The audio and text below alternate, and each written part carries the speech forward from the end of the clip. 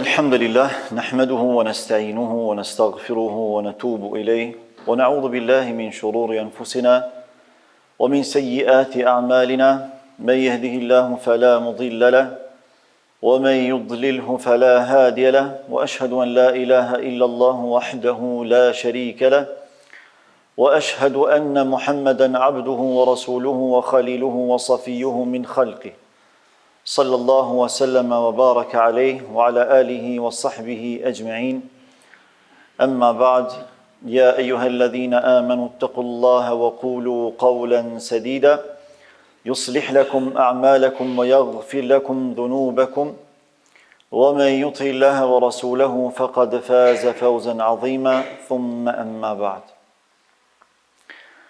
Vetëm Allahun adhurojmë, vetëm atë falenderojmë dhe vetëm prej tij ndihmë dhe falje kërkojmë. Salavatet, selamet dhe përshëndetjet më të përzemërta dhe më të sinqerta çdo herë dhe pa ndërprerje, më të dashurit të Zotit ja dërgojmë Muhammedit alayhi salatu wassalam, familjes së tij, shokëve të tij dhe gjithë pasuesve të traditës së tij, deri në ditën kur nuk do të ekzistojë më kjo gjësi. Zoti i Madhërisëm në Kur'anin famadh urdhëron e thot: o ju besimtar, tregoni dhe dëshmoni frikë respekt meritor ndaj Zotit tuaj, dhe mos vdisni vetëm se duke qenë musliman, dhe mos vdisni vetëm se duke e thënë të vërtetën, e kushdo që e thot të vërtetën dhe asgjë tjetër përpos të vërtetës, Allahu do a falë mëkatet atyre dhe do i mëshiroj me mëshirë të veçantë. Besimtarë nderuar, dje dhe sot jemi shumë të gëzuar që pas 2 vitesh luftë, dhimbjesh, mërzish, gjakderdhjesh, u arrit parëmpushimi në Gaza. Ajo çfarë ka ndodhur atje ka qenë sprovë për gjithë njerëzimin, në veçanti për ummetin islam. Gaza nuk është thjesht një vend, por është simbol i dritës në errësirë dhe i burimit të reflektimit për të marrur mësime, secili besimtar individualisht dhe ummeti islam në përgjithësi. Mësimet që ka përquar Gaza përgjatë këtyre 2 viteve janë të shumta dhe janë jashtëzakonisht madhështore. Duke filluar nga ajo se durimi nuk është dobësi, por është formë e fuqisë e cila buron nga lidhja me Allahun Gjelle Gjelalu. Durimi dhe lutja, përgjërimi janë shkaqet kryesore që e garantojnë triumfin.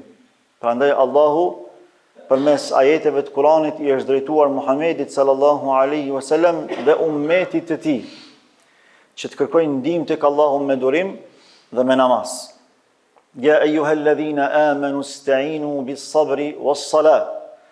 Inna Allaha ma'as sabirin. O ju që keni besuar, o besimtarë të Allahut, kërkoni ndihmë dhe mbështetje tek Allahu përmes 2 gjërave, përmes durimit dhe përmes namazit, sepse namazi është forma më e bukur dhe më gjithëpërfshirëse e përgjërimit ndaj Allahut Gjelle Gjelalu. Inna Allaha ma'as sabirin, e padyshim se Allahu është me durimtarët. Pra nuk ka mundësi që të arrihet suksesi, fitoria, dalja nga krizat eventuale vetëm se përmes durimit dhe përmes përgjërimit. Dhe Gaza dëshmoi më së miri një gjë të tillë. Atëherë kur njerëzit filluan të mendojnë se nuk ka më zgjidhje, se do të shfarosen gjithë, Allahu i Madhërisëm e sjell zgjidhjen. Pra nga nuk e presin. Dhe sjell si rezultat i durimit dhe i përgjërimit të atyre burrave dhe grave që dhanë çdo gjë për të mos dhënë më të shtrenjtën. Është shumë e vërtetë që ata dhanë çdo gjë, por nuk e dhanë besimin, nuk e dhanë shpresën. Dhe besimi e shpresa tek Allahu fuqiplot bëri që ata të çlirohen me lejen e Allahut subhanahu wa taala.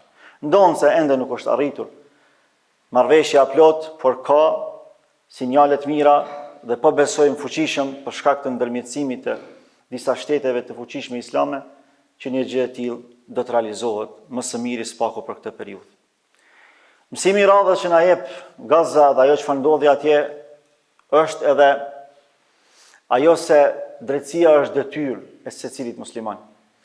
Çdo musliman e ka për detyrë që të pozicionohet ka e drejta, ka drejtësia, dhe atë me vendosmëri, pa marrë parasysh se për kë bëhet fjalë. Prandaj Allahu në Kur'an çfarë thot? Ja ayyuhalladhina amanu kunu qawwamina bil qisti shuhada'a lillah walau ala anfusikum. O besimtar, qëndroni me vendosmëri të palëkundur në të drejtën, pra pozicionohuni me drejtësinë, pozicionohuni me të drejtët. Walau ala anfusikum, edhe në qoftë se bëhet fjalë për diçka që është në disfavorin tuaj. Edhe nëse bëhet fjalë për diçka që është kundër interesit tuaj, individual apo shtetëror, njerëzit e ndershëm e kanë për detyrë që të pozicionohen ka e drejta. Që në këtë rast, të gjithë njerëzit e ndershëm janë pozicionuar, musliman e jo musliman, janë pozicionuar me të shtypurit, me viktimat, me ata që po u bëhet pa drejtësi, me ata që nuk po kërkojnë asgjë përpos lirisë dhe dinitetit. E lumë për ata besimtarë që nuk u korritën me Allahun dhe nuk u korritën me besimtarë të Allahut, e u pozicionuan spaku me zemrat të tyre me ata që drejtësia ishte me ta. Mësimi i radhës që na dha Gaza është ajo se shahidat nuk vdesin kurrë. Është dhimbje e madhe të shohësh gjithë ata numra që kanë ndru jetë, që janë vrarë pa drejtësisht atje, prej burrave, prej grave, prej fëmijëve, prej pleqve, e prej trive, por fatmirësisht ne jemi besimtarë të Allahut dhe e dim që vetë Allahu ka tregu dhe ka garantuar që këta burra dhe këto gra që japin jetën për Allah, për me lartësu fjalën e Allahut, për me ruajtur dinitetin e vet, vlerat e tyre, për me mbrojt vatanin e vet, të janë shahida tek Allahu. Wala taqulu liman yuqtalu fi sabilillahi amwat. Allahu thot, mos ju thoni atyre që janë vrarë në rrugt të Allahut të vdekur. Ata nuk janë të vdekur. Bel ahya'un walakin la tash'urun. Ata janë gjallë tek Allahu subhanahu wa taala, por ju nuk e kuptoni, sepse ata kalojnë në një dimension krejtësisht tjetër, që është jashtë mundësisë së perceptimit tonë njerëzor, janë tek Allahu xhelle xhelalu, shahida dhe dëshmor. Për mësimeve të radhës është ajo se Gaza na mësoi në mënyrë të drejtë për drejtë se çfarë do të thotë të mos i dorëzohesh në nështrimit, pa drejtësisë, zullumit, se çfarë do të thotë të kërkosh liri, sepse nuk ka paqe pa liri, dhe nuk ka liri pa dinitet. Ata e dëshmuan më së miri, nuk u dorëzuan në asnjë rrethon. Atyre u janë ofruar mundësi të shumta, edhe të braktisjes vendit, edhe të krijimit të një vendi tjetër, edhe të pasurimit material, edhe të ndërtimit e të zhvillimit, për ata thanë jo. Ne nuk e tradhtojmë emanetin e Allahut xhelle xhelalu. Ne nuk e tradhtojmë emanetin e Muhammed Mustafas sallallahu alaihi wasallam. Ne nuk e tradhtojmë vendin edhe gjakun e shahidave para nesh, ashtu siç kemi bërë ne para disa viteve. Dhe apo shihni se çdo fatkeqësi e ka fundin e vet. Çfarë mbetet? Krenaria ose koria. Ai që del faqebardh do të përfundoj krenar. Ai që tradhton, ai koritet me Allahun xhelle xhelalu. Premësimeve të radhës që na mëson Gaza është gjithashtu edhe ajo se besimtarët duhet të bashkëndjejnë, qofse i themi vetes besimtar. Duhet që ta bashkëndjejmë edhe gëzimin edhe pikëllimin me besimtarët tjerë.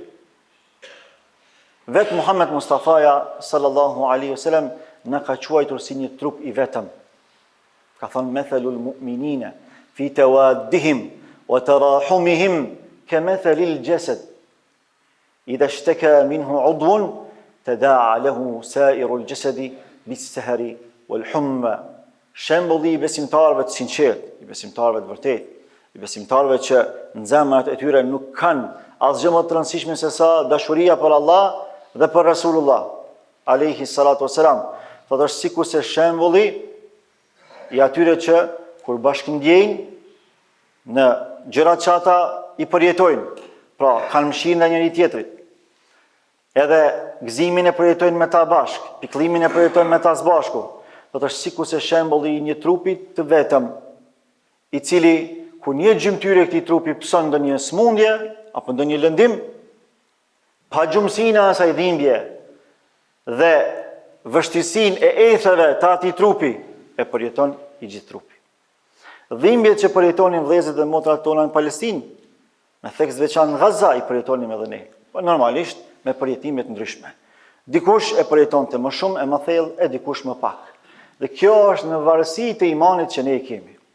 Sepse vetë pejgamberi Allahu tregoi që shembulli i besimtarëve, pra atyre që kanë iman, atyre që kanë besim, në përjetimin e gëzimit, e të hidhrimit me të tjerat, është sikurse shembulli një trupi të vetëm. Dhe për mësimeve të radhës është ajo se ne jemi përgjegjës për çdo pozicionim në jetën tonë. Për gjatë gjithë jetës tonë, në bazë të veprimeve tona do të merremi në llogari dhe në përgjegjësi para Allahut të Madhërisëm. Allahu në Kur'an thotë: "Waqifuhum innahum mas'ulun." Kur do të na marrë Allahu në llogari, do t'ju thotë gjithë njerëzve: "Ndaluni. Tani jeni në zonën ku duhet të ndaleni. Innahum mas'ulun", ata do të pyeten, do të merren llogari për çdo gjë që e kanë folë, që e kanë vepruar, për çdo pozicionim në jetë, qoftë familjar, apo politik, apo çfarë do qoftë. Për çdo gjë që e kanë vepruar do të merren në llogari. Andaj lum për ata njerëz që u pozicionuan me drejtën, sepse llogaridhënia e tyre do të jetë e lehtë, do të jetë faqebarë, do të jetë e suksesshme. E mirë për ata që për interese perfide u pozicionuan me shtypsit, me zullumçarët, me kriminalet e botës. Lusim Allahun e Madhërisëm që t'i bashkojë muslimanët, e para së gjithashtë t'i udhëzojë muslimanët. Lusim Zotin që ta qetësojë një herë për gjithmonë Palestinën, e veçanti Gazën, që t'i kthejë normalitetit, që Allahu t'a bëjë të mundur që ata të jetojnë sikur se gjithë tjerët, që agresorët cilët nuk dëshirojnë paqen në botë, Allahu i shkatërroft mes vete. E jo me i shkatru njerëzit e pafajshëm, apo do një shkatrim, shkatroni mes vete, copa u bafshi. Ama jo me njerëz të dobët, jo me njerëz të pafajshëm, jo me gra me fëmijë, jo me pleq, por me ata që dëshirojnë shkatrim, shkatroni. E lusim Allahun plotfuqishëm që këtij vendi t'i ruajë sigurinë, mirësinë, begatinë që ka këtij populli të jep mirësi pe nga nuk e pret, nga nën toka, nga mbi toka, nga qielli. Lusim Allahun e plotfuqishëm që popullin ton ta bashkojë në intereset tona dhe idealet tona fisnike që i kemi. Lusim Allahun e Madhërisëm që gjithë armiqtë e këtij vendi dhe këtij populli Allahu t'i shkatrojë mes vete dhe neve të na ruajë harmoninë dhe sigurinë në mënyrën më të mirë të mundshme. Walhamdulillahi rabbil alamin.